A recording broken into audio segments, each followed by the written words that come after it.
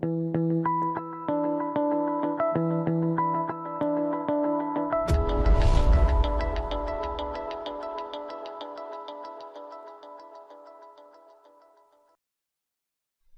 everybody doing? This is Benjamin Diarth, Foldngst8n in association with CardRunners, and you're joining me on part 2 of the Downswing review. We are focusing on some 5-10 and some 10-20 hands. We're going to start the hand with Ace-Ace 5 Deuce in the small blind. I actually really like this hand and how it plays out. So you see that I've flattered. We've got one of the better players in the big blind, so it's definitely a negative that I'm inviting him to come in, but I am prepared to stand three-way action with this hand. We flop pretty good. I think this is a board that opponents are going to bet their entire range on. I think we're seldom behind. Very, very rarely are we behind on this board. There's no point leading here because it just blows them off the times that they're going to bet with air. When you get bet called, I'd expect like 9XXX, 9 with conventional side cards, maybe the odd curveball with his side card, but for the most part it's going to be a pretty predictable bet call range when you do go for the check raise, which I thoroughly recommend. You don't need to go crazy with your check raise sizing because you want to keep him in with his kings and his queens. Not seeing that many 4-5s in his range, especially given we've got a 5 blocker. So like the real draws as such are not too present in his range, so given that we don't have to fear them, I think even a sizing of around 130 would be appropriate. So we get bet called.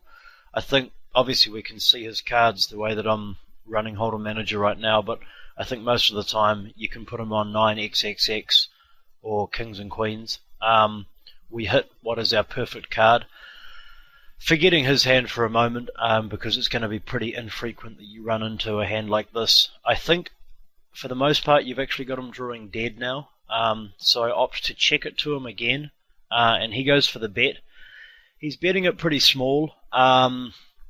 You can make an argument here that you might want to put in a raise to try and like trap, the other overpairs with clubs, or to try and make him think that you're spazzing out a little bit if he's got like a 9 and a 6-7 or something. But I think the optimal line here is to check call because, as I said a moment ago, he's drawing dead the vast majority of the time, so you don't want to scare him off. And the stack sizing that he makes, it leaves about 1 pot size bet. So if he is going to barrel off on a bluffs, you leave him more than enough belief based on his stack size that he will be able to successfully blow you off. And as I say, forget the results orientation. His under the gun raising range is so very rarely gonna incorporate a hand like this that I think you can play this hand like this 100% of the time, and about 95% of the time you will have absolutely owned him. So I do really like that hand, for the reasons said. The enjoyment I got out of how I played the last hand is about equal to the frustration I feel about how I played this hand. First and foremost, it's too loose under the gun.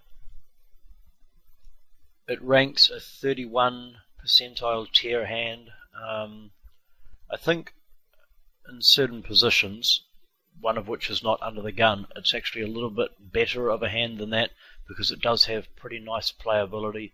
But whether it's a 26% tier hand when you factor in playability or a 31% tier hand when you factor in all-in equity pre-flop, it's just too loose under the gun. So we are making moderate mistakes opening under the gun.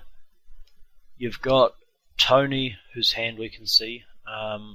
Tony's a decent player. I don't have a whole lot of experience playing against him. Certainly more aggressive than most.